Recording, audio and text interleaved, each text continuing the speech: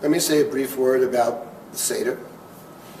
This time of year we are reading the beginning of the book of Vayikra, which details the various sacrifices, the burnt offering, the Olah, the sin offerings, the Chatat, Asham, the flour offerings, the Mincha, and also the Shlamim, peace offering.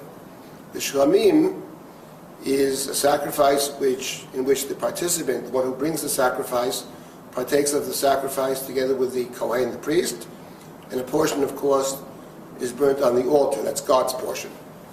What's interesting is that what's missing in the first 8 chapters of the book of Vayikra, the book of sacrifices, there is no mention in the list of sacrifices of the Paschal sacrifice, the Korban Pesach, which obviously plays a very central role in the Exodus story.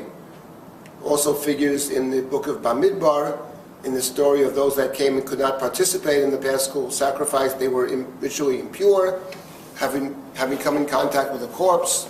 They complained to Moshe, Lama Nigara, why should we be deprived of our involvement in this important ritual? And yet, in the book of Vayikra, no mention of the Korban Pesach. I think that the rabbinic tradition, the rabbinic texts deal with this quite extensively. And I wanted to make 2 points about the Korban Pesach's relationship to other sacrifices. In the rabbinic text, essentially, the main connection is made between the Korban Pesach and the Korban Shlamim. The Pesach is seen in many of the rabbinic texts as a kind of Korban Shlamim. And I think the key point is that, relevant to the Exodus story, is that the Korban Shlamim is also called the Zevach.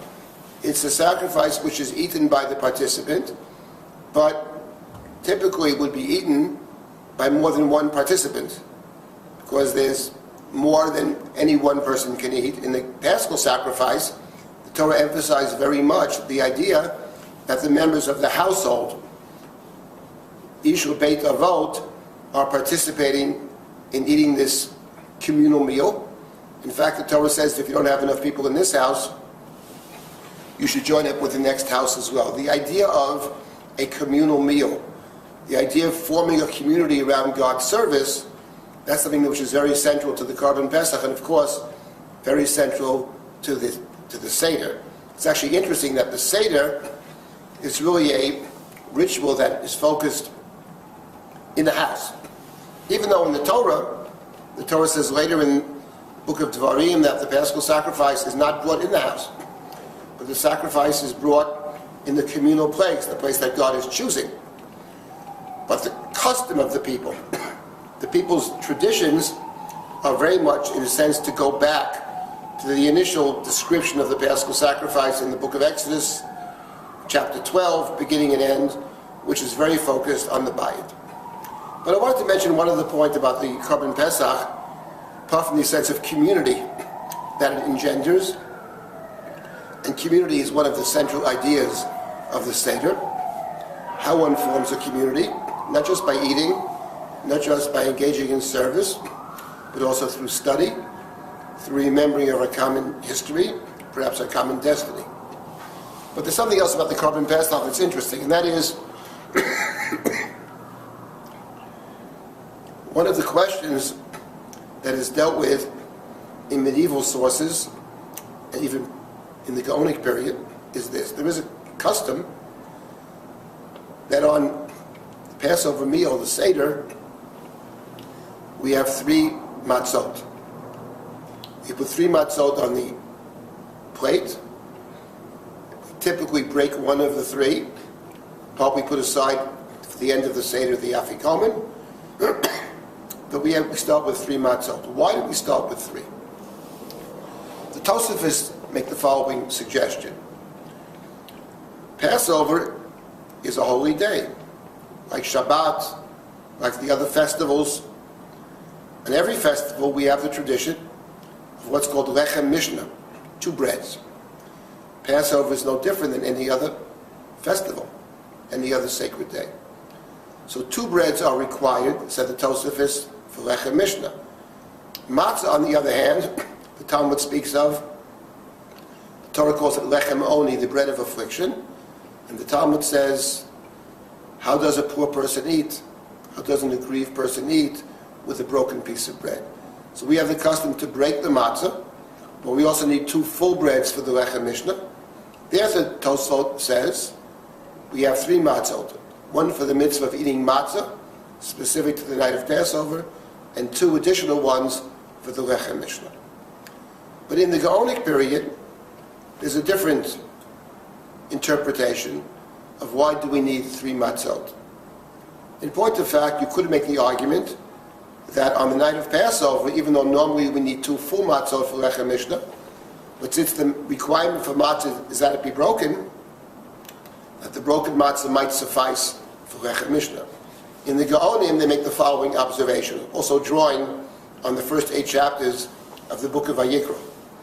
And that is, there's another sacrifice, another kind of shlamim sacrifice mentioned in Vayikra, and that is the Thanksgiving offering, the Karban Todah. The Karban Todah is eaten only 1 day and 1 night, as opposed to the normal shlamim, which is 2 days and a night. But the Karban Todah has an unusual feature that it's brought together with 40 breads. The Torah says of these 40 breads, 30 are matzah. And of the 40 breads, 1 of each 10 is given to the Kohen as a gift. Known in the tradition as Trumat Rachmei Todah. 30 of them are matzah. So the Gaonim said, so 3 would go to the priest. As a remembrance of the 3 matzot that were given from the matzot of the Thanksgiving offering, we set aside 3 matzot for Passover. And the point is a simple one, that through the prism of this Gaonic interpretation, they're focusing on the idea that the Karban Pesach is not primarily a peace offering, but a Thanksgiving offering. That the Seder is not just about community of coming together, but it's an opportunity to reflect upon all the good things that have happened to us as a people, to be grateful for them, and to see each one of them as relating to our own experience. The Dayenu song sums it up very well. The Dayenu is 15 steps, 15 different things that we are grateful for. Of course, had we stopped in the middle, had we drowned in the sea, we wouldn't have much of a story. But it means given the fact that we didn't, given the fact that we went through the desert, came to the land, built the temple, served God in the temple, now we look back at that experience and we are grateful for every step in the process. Where we are today is a function of many steps in the past. The Passover Seder is a way to look at Jewish history from the standpoint of what happened to us, what important things took place in the past that led us to where we are today, or could lead us to where we feel we should be today, and not just today, but could lead us into the future to fulfill our responsibility, to fulfill our destiny. Chag Sameach.